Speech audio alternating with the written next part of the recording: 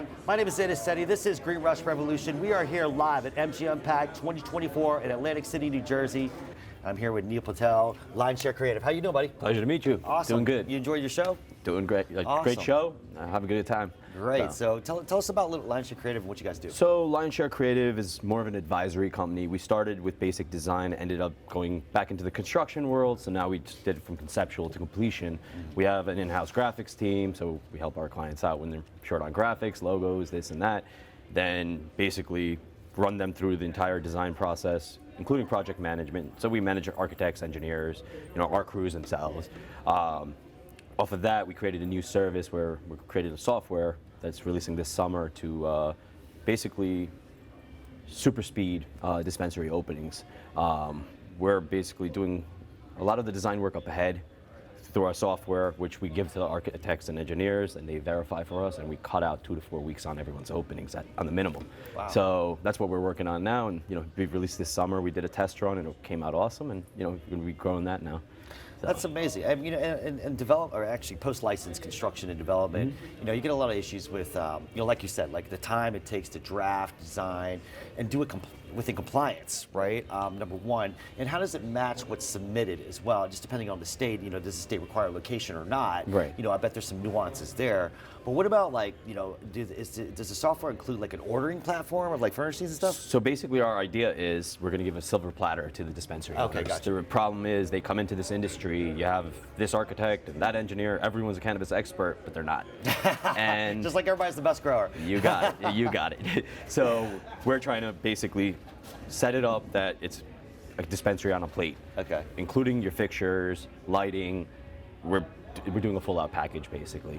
And then, POS selections, we're going to do the top 3 POSs. We're not referring one or the other. It's your choice. You pick, and we literally lay out, and we can give you a full budgeting within a month. And the banks need that too in the future. If you're trying to go for a loan and you don't know what you're going for, it's very hard to get funding, right? So that's another big piece of the puzzle that hopefully we solve soon. Yeah, so, yeah, of course. So it's almost like the IKEA experience of selection of products based on like what your vision is in a way. Exactly. And I kind of agree with that in a certain sense. Like back in like it was like 2010 or something. We were building these mobile grow trailers, and so like one of the first of its kind. But we have every grower coming in saying, I want it this way. I want deep water culture. I want ebb and flow. I want top feed. I want aeroponics. It just got like crazy, right? So having a limited model to where like we know that these are the best. These are the most qualified vetted suppliers and people that can actually execute. Yeah, I think that brings a lot of value to the table in terms of that. Saves a lot of time, energy, and money, as you stated earlier, and probably will cut it 2 to 4 weeks, as you said. And the way I look at cannabis, especially on the retail side, we do cultivation and manufacturing also on the build side. The way I look at retail, every day matters.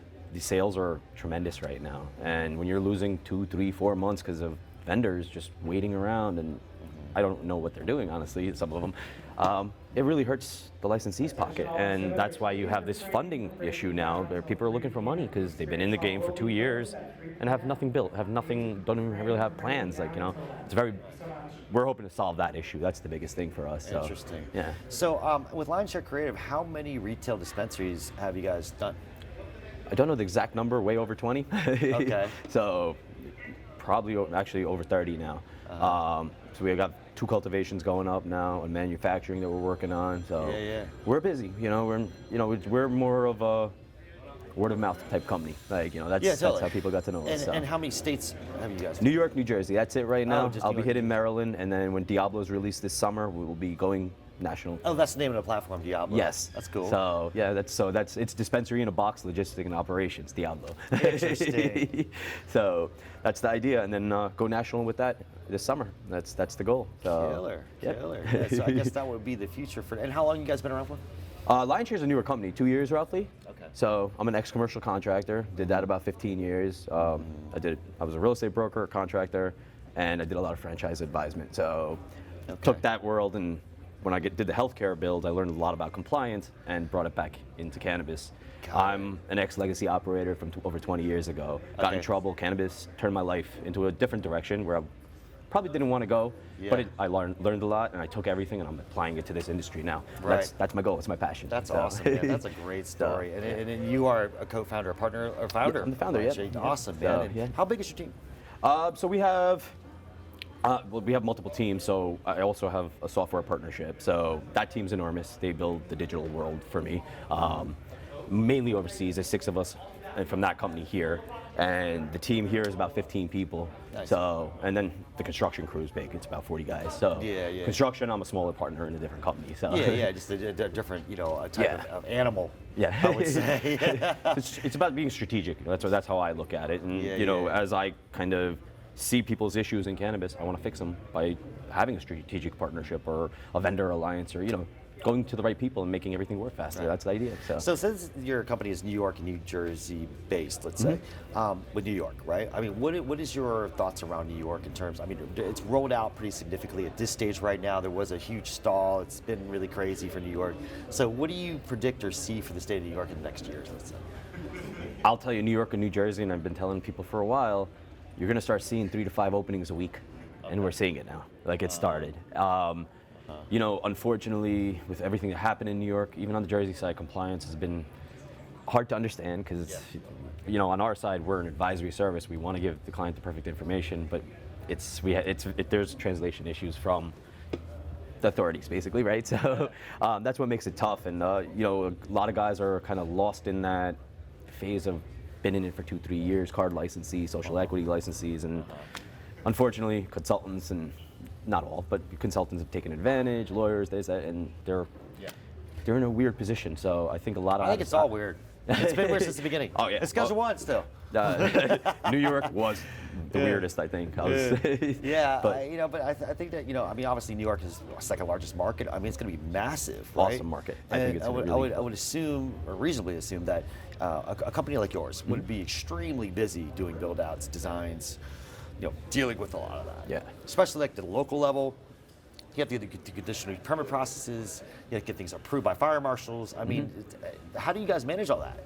So we're pretty systemized with this all, including from the design side. We do a double check on ADA compliance, double check with the state compliance. New York, New Jersey, a little different, not too much, but we pride ourselves in knowing that part of it. The dispensary owner doesn't need to know that. That's our work, right? So, but we basically have a team on each piece, or one of the guys will handle ADA, one of them will handle operational flow.